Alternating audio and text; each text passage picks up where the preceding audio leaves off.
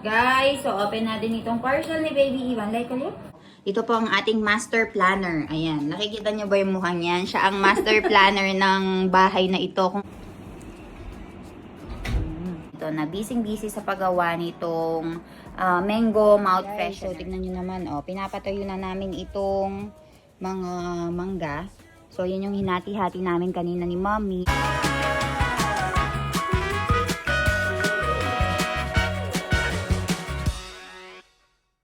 Nag-request daw ako nila ng bagareli rotlo, guys. Kaya naman ngayon ay nagluluto si Mommy. So, marami kasi mga nakatira sa ibang bansa yung nanonood ng mga vlogs namin dito ng mga kapareho namin ng Samash or Society. So, ginagaya nila yung niluluto ni Mommy, lalo na yung mga bata-bata. So, sabi nila, kapag nang nagluluto si Mommy, pakita ko daw para alam nila. Kasi ito yung recipe din ng mga magulang nila, mga in-laws nila, kaya ay madali daw gayahin. And meron silang reference online. So, naging cooking channel na rin tayo. So, meron tayo dyang mustard seeds, tsaka oil. Hahayaan lang natin na pumutok-putok. Tapos, naka-ready na itong mga green chili at tsaka yung ibang ingredients doon. Ayan, maglagay si Mommy dito ng cumin seeds. Tapos, maglalagay siya ng peanut. So, kapag nakikita mo na kulay brown na nga yung cumin seeds na yan, ay tsaka mo ilalagay yung peanut. Ayan. Tapos, haluin mo lang, ilalagay mo itong green chili.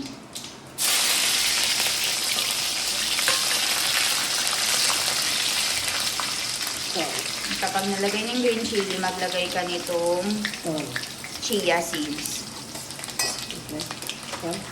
Tol. Tapos naglagay tayo ng hing or asafetida, chili powder, turmeric powder, nilagay tayo ng tubig.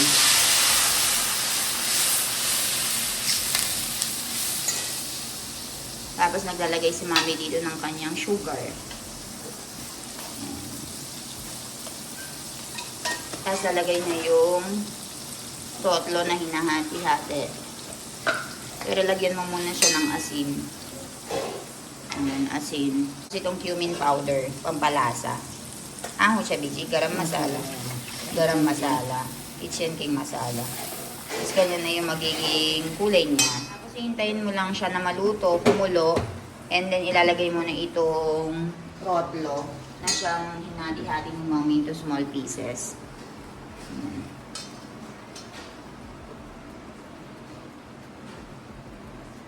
So ayan guys, ayan, hahayaan mo lang na masipsip yung buong mga sauce na ginawa mo. Kasi magbibigay ng flavor dito sa bagareli rotlo. So, ayun yung pagkain natin for today, guys. Breakfast. So, ito na yung final product natin, guys. Ito na yung tinatawag nilang bagareli rotlo. Yoo! Le, para parcel siya. Le, undercall. Diya, undercall. Dumating na yung parcel ni Baby Ivan, guys. Chuch! Chuch! Let's go. Chal, under. Bye-bye. Tatay. Okay? Tata. Tata! Chala. Undercall. Na. Chal. Bogar milaga sa niya. Chal. Hat. Anyay. Car. Aba jubaki ko ilay sa tara parcel. Ikang peki didula.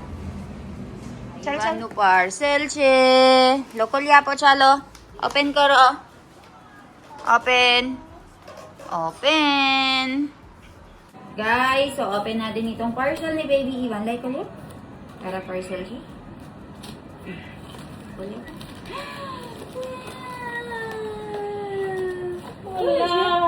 Wow! Akiu ba para ano Ivan na bra?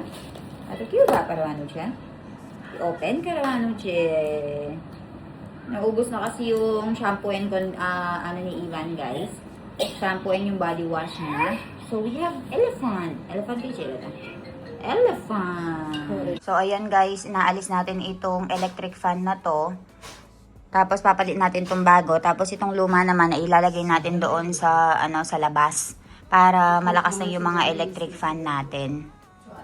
Ayan siya. Mummy આવે શું પ્લાનિંગ કર્યું પાછા તમને હે નવી પ્લાનિંગ કરો છો પાપા મારા પપ્પા જો ને આ બધું ધંધો લગાડો છો તમે કીધું તું મેં વિચારીશ નહીં. હે કવરો થઈ ગયા પછી કીધું તું ને વિચારીશ ઓએ નહીં.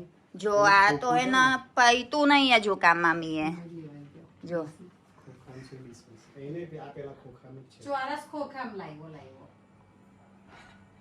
સો અયન વાળામાં પંખો બેહાડી દઈએ. જો આવે બોલશો ને આ પછી મેં વિચારીશ હવે બસ બહુ થઈ ગયું આવે પછી પંખો બેહી જશે પછી વિચારીશ નહીં. લે પાછા જે હજુ મિલાન હજુ વિચારીશ એવું કે છે સોનીલ કીધું તો ખરું કે તમારે પૈસા કમાવાના મારે વિચારવાના. હા બાબરવાના કઈ એવું વાપરવાના તે મારે વિચારવાના. So, ayan guys, sabi ni Mommy, last time na tinanong ko siya, after ng sofa, ano na naman kayang new project mo? Ang sabi niya, pag-iisipan ko muna. So, ngayon po, yun na naman ang new project niya. Ito na namang paglalagay ng mga electric fan. So, itong bagong electric fan na ito ay lalagay natin dito sa my first room. Tapos, ito pa lang to ay lalagay natin doon sa labas na pina-installation niya. Pelabado installation, tayo Mommy, puro. પેલા ઇલેક્ટ્રિશિયન આવ્યા ને આ શું ખરાયું પછી તમે તો પેલે બોર્ડ બેહાડ્યું. અહીં સ્વિચ બેહાડ્યા, પંખાના વાયર ને એવું લંબાઈને બોર્ડ હા. બેહાડ્યું. હા. અને પંખો લટકાવવાનો. આખો દિવસ પૈતું so half day so they finish a lot of work for half day guys ayun ngayon ini-install na ni Papa itong electric fan na siyang binili namin ni Doc Milan kahapon and then ay papalit na natin. So, ayan guys, na-install na ni Papa ito. So, lilinisin ko lang to yung mga nangahulog na kalat. Ayan guys, dumating na itong ating delivery ng mga mangga. So, ayan, everyday nagde-deliver sila ng mangga para sa amin. So, ayan. Tingnan nyo, ang ganda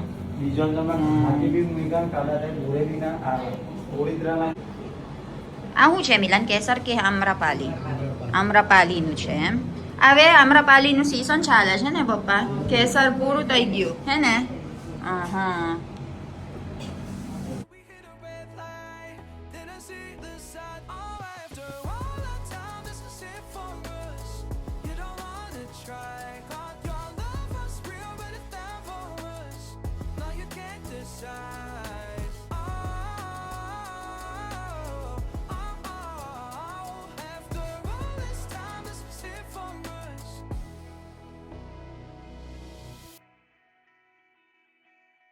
You can eat this one together with the Girovito, right? So, ito naman yung pinagpapapak natin, guys. Let's go and cut one. Big one.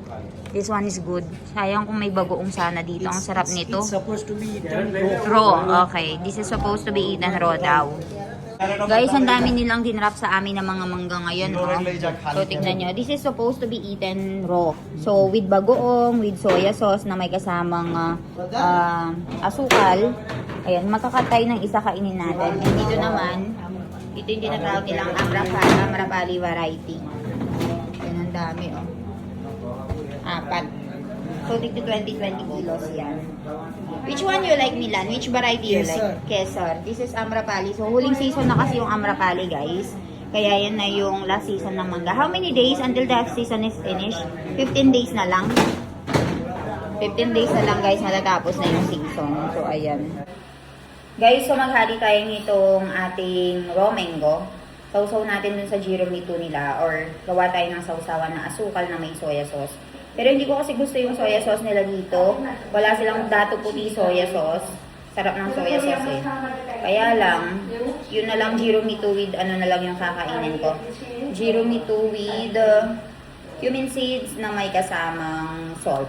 Meat combination. So, tara, kain tayo. Ay, so, kain tayo ng mangga. Manisig po tayo. So, ganito yung sausawan nila ng mangga dito. Ito yung cumin seeds na dinurog nila, binlender nila na may salt. So, ayan. Kakaiba po ang sausawan dito sa India. Kain. And Mommy will be trying it together with the Girovito. Ayan. Haro siya, miti siya. It's very sweet daw, sabi ni Mommy. Miti siya. કોપરા જેવી કેમ કોપરા પાણી છૂટશે બધાને કેરી ખાઈ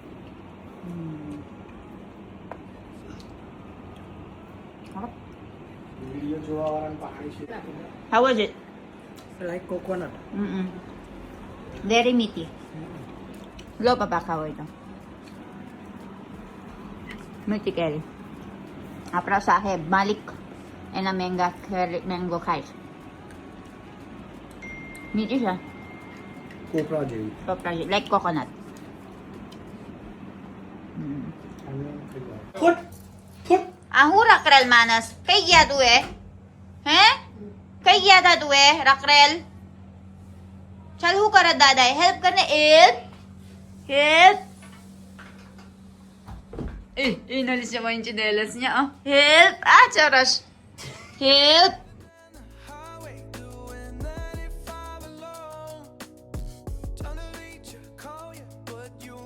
Guys, good morning! Kamusta kayo?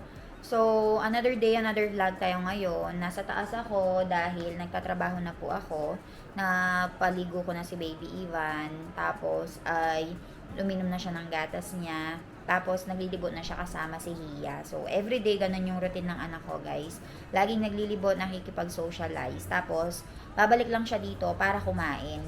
So, papakainin natin pagbalik niya. And then, after nun, ay lalaruin natin, tuturuan natin ng mga ABCD, colors, mga ganyan. Yung pambata ba? Tapos, ay papatulugin, tapos maglalaro ulit ng 4 o'clock. Ang sarap ng buhay ng mga bata, no? Kasi laro, kain, tulog, ganun lang.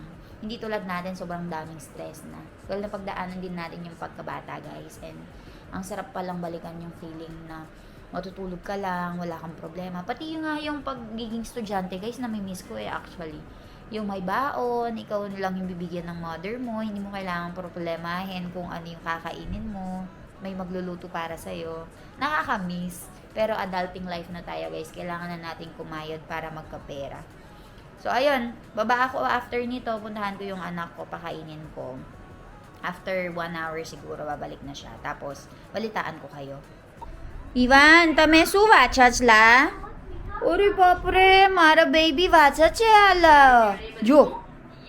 એ બધું ફ્રૂટ્સ વાંચેલા તું એ. બોલ, લાઈ થ્રો. બોલ થ્રો કરો. ના, નહીં થ્રો કરવાનો. એ બનાના છે. કઈ છે? એ શું છે? એ એપલ. આ જો તો કરો મારા છોકરો આ બધું એપલ બનાના બધું ફ્રૂટ્સ વાંચા છે. શું છે હિયા? ગોટલી ગોતલી એટલે શું કરવાનું આ ગોતલી બધું? મુખવાસ બનાવવાની. એવું છે એટલે મારા મમ્મીનું હાચવીન કરે છે ને? હા. Barabar. Tignan nyo naman ang baby Ivan ko, guys. O, nag-aaral siya ng mga fruits. So, nag-aaral siya ng apple, banana, grapes. And dito very busy si Hia. Hia is, cutting all of this. Alam nyo ba yung, guys, buto ng mangga? See? They're gonna, dry it. Pag natuyo na, tsaka nila papakuluan. Tapos, ay gagawin nilang mukwas or mouth freshener. Ayan, di ba? O sahib, sukay che taman. Sukay che. Paul. Apple. Tingnan niyo naman ang anak ko, guys. Oh, ang sarap ng upo niya, while eating apple. Yun, hukay to? Apple. Guys, so ayan, busy kami ng biyanan ko dito sa paggawa ng mukwas or mouth freshener kung tawagin nila. Kaya pala nagtataka ako, guys, kung bakit yung biyanan ko, yung buto ng mangga ay tinatabi niya. So, ito palang buto ng mangga na ito, guys, ay gagawin niya mouth freshener yan. So, hatiin nila into 2 pieces muna. Ay, hindi pala. Ang una palang gagawin nila ay iboboil nila. Pag naboil na nila ito, aalisin nila doon sa cover ng mangga. So, ganito yung magiging itsura. Tapos, hahatiin nila ng ganito. Tapos, ay gaganituhin nila na pinakulo nila ito sa tubig tsaka sa asin para hindi mapait. Tapos, ibibilad nila ito and kapag nabilad na ito, ay tsaka nila ilalagay and isasama doon sa mukwas or balyari kung tawagin. So, ayun. Balitaan ko kayo and papakita ko sa inyo kung ano yung end product nito. So, ayun.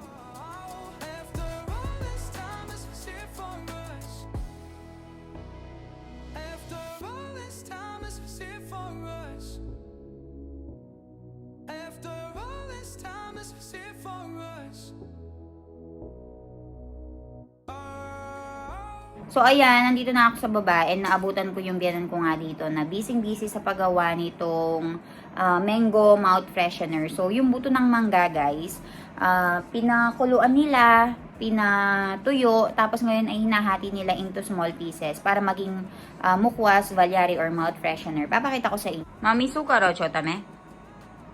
કેરીના ગોટલા ખરા ને Oo. તે કાલે ફૂંકાઈ ગયા ને Oo. તે બધા ગોટલામાંથી ગોટલો કાઢી Vaipiti pachi? બાયફી મીઠું હા. નાખીને Oo. મીઠું ને લીંબુનું ફૂલ નાખીને Barabar. અને પછી રાખી રાત છે ને રોવા દીધી એટલે ઠોળી હા. ગઈ ઠોળી જાય ને તો સમારતા હારી ફાવે એવું છે. એટલે આપણા સમારા જ અત્યારે એમ. ભીની ને ભીની ફારી સમારીએ ને હા. તો ભૂક્કો થઈ જાય Ew, che. Mm. So, ang sinabi ng biyanan ko, guys, inipon niya nga daw ito yung mga mango seeds. Tapos ay binilad niya hanggang sa mahati mo na siya. Pag nahati mo na, naalis mo na dun sa lalagyanan niya, ay tsaka mo iboboil, tapos ganito yung magiging itsura. Boil mo siya with asin para hindi mapakala. So, ngayon, ang gagawin nila dito ay aanuhin nila, guys, lalagyan nila ng mga masala para maging mouth freshener siya. So, hinahati namin yan, tinutulungan ko si mami dito. So, ayan siya. But siya, pra masala ho na, ano, mami? પછી વલિયારી મેં ભેગી કરવાની Okay, so you just have to Okay, add it with Jane. the valyari. તો તાપમાં હૂકવી દેવાની Okay. Ek diwas ay jasem. ફૂંકાઈ જાય તો એક દિવસ લીલી રહે તારે કાલે પાછી Okay, નાખવાની. so 1 to 2 days daw na papatuyuin mo and then ilalagay mo siya together with the valyari. So, ayan guys. Ganyan yung trabaho ng mga ladies dito sa India right now dahil mango season nga. So, ayan, balitaan ko kayo. Tulungan ko muna si mommy. Guys, so ayan kung nakikita nyo, pinapatuyo na natin itong mga mangga.